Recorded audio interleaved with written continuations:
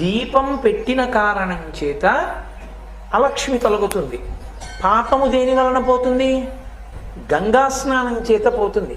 అయితే అందరం గంగా స్నానం చేయగలమా? ప్రతిరోజు చెయ్యలేము. కానీ పరమేశ్వరుడు మినహాయింపునిచ్చాడు.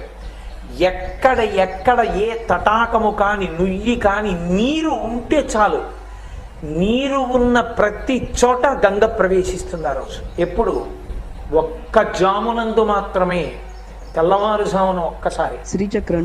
కాబట్టి తైలే లక్ష్మి జలే గంగా దీపావళి తిథౌ వసేత్, దీపావళి తిథి నాడు ఉంటాయి.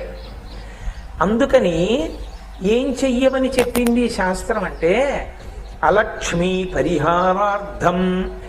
ఒకవేళ నువ్వు దరిద్రంతో బాధపడి నువ్వు అనుకున్నది ఏదీ కలిసి రావట్లేదు, చాలా బాధలో ఉన్నానని నువ్వు అనుకుంటే, నీకు ఒక